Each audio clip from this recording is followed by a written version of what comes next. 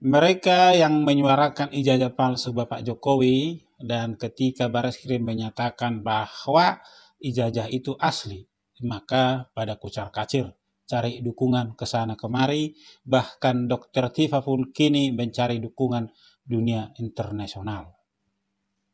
Saya Dr. Tifauzia Tiasuma.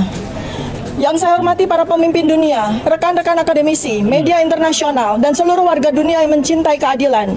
Hari ini saya berbicara bukan hanya sebagai warga negara Indonesia, tetapi sebagai bagian dari komunitas global yang menjunjung tinggi kebenaran, kehormatan, dan integritas intelektual. Indonesia, negara demokrasi terbesar ketiga di dunia, tengah menghadapi krisis moral yang sunyi namun sangat menentukan.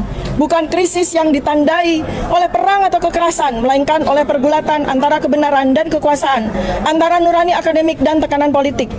Inti dari persoalan ini adalah sebuah pertanyaan yang sederhana namun mendasar. Benarkah seorang mantan Presiden Republik Indonesia pernah menjabat dengan ijazah akademik yang tidak otentik? Pertanyaan ini bukan serangan pribadi, bukan fitnah, bukan pula manuver politik. Ini adalah panggilan moral dan konstitusional yang diajukan oleh kami para akademisi, peneliti, dan intelektual yang menjalankan tanggung jawabnya untuk mengkaji, mempertanyakan, dan mengungkapkan kebenaran. Namun hari ini, kami yang bersuara, di antara kami adalah saya sendiri Dr. Tifa, Dr. Roy Suryo, Dr. Ismon Sianipar, dan beberapa lainnya justru dikriminalisasi. Kami dibungkam, kami diperlakukan seolah-olah penjahat. Padahal satu-satunya kesalahan dalam tanda kutip kami adalah kami sedang menegakkan kebenaran. Kami tidak bertindak sembrono, kami tidak menyerang, kami menggunakan pendekatan akademik, dan motivasi kami adalah menjaga kehormatan Republik. Ini adalah contoh nyata dari penindasan terhadap para whistleblower. Sebuah presiden berbahaya, bukan hanya bagi Indonesia, tetapi bagi demokrasi di seluruh dunia. Kami tidak meminta dunia untuk campur tangan. Kami hanya mengundang dunia untuk menyaksikan, untuk mencatat, untuk mendengarkan. Karena kebebasan akademik dan hak untuk berkata benar adalah nilai universal dan dilindungi oleh undang-undang internasional. Dan ini tidak terikat oleh batas negara.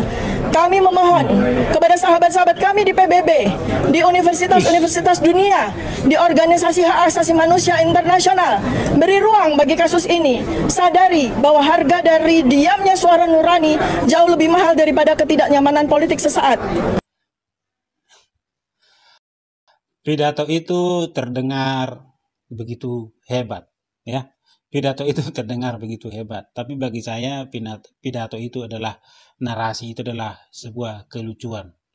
Kelucuan yang menunjukkan kebodohan. Saya berani bilang dengan kebodohan. Dia bilang dia peneliti. Peneliti apa dia?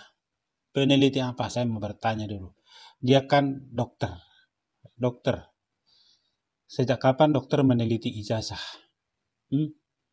Dokter apa dia? Sejak kapan dia sebagai seorang peneliti untuk meneliti ijazah? Di sini juga dia bernarasi untuk dunia internasional. Apa hubungan dunia internasional dengan ijazahnya Bapak Jokowi? Apa urusannya? Ya. Dan yang lebih nyata sebenarnya dari sisi narasi dia itu, kalau dia mempertanyakan ijazahnya Bapak Prabowo, di mana saat ini Bapak Prabowo adalah presiden aktif. Jadi kalau dia bersuara kepada dunia bahwa presiden kami ternyata berijazah palsu, mungkin dunia akan mendengar untuk menjatuhkan Bapak Prabowo karena ini akan berhubungan dengan politik internasional. Tapi yang dia suarakan ini kan ijazahnya Bapak Jokowi. Bapak Jokowi sudah selesai. Dia tidak berkuasa lagi. Ya, apa urusannya dengan dunia luar? Artinya kalau dunia luar mengurusi ini, betapa kecilnya dunia luar itu di mata Indonesia. Kalau dunia luar menanggapi pidatonya seorang Dr. Tifa ini, berarti dunia luar itu kecil. Sangat kecil di mata bangsa Indonesia. Mereka turut campur hanya sebatas soal ijazah presiden, mantan presiden lah tepatnya. Ya. Jadi narasi dia ini memang narasi yang dibungkus sangat luar biasa kalau kita dengar sebenarnya narasi itu. Seakan-akan hebat, ya kan? Hebat dunia, bicara tentang dunia. Kami tidak minta bantuan. Jadi ngapain dia bernarasi, ya kan? Dunia hanya supaya mendengar. Ngapain juga dunia harus mendengarkan dia? Kekurangan berita dunia ini. Apalagi sekarang ini lagi masa-masa di India ada perang, di Timur Tengah, di Amerika lagi perang ekonomi, perang dagang, ngurusin ijazahnya Jokowi, ngurusin kebenciannya Dr. Tifa. Ini kan sudah kebenciannya ini. Dia minta ke PBB. Urusan apa ke PBB? Bukankah semestinya ya dia minta tolong kepada Pak Anies? Mestinya dia minta tolong kepada Pak Anies.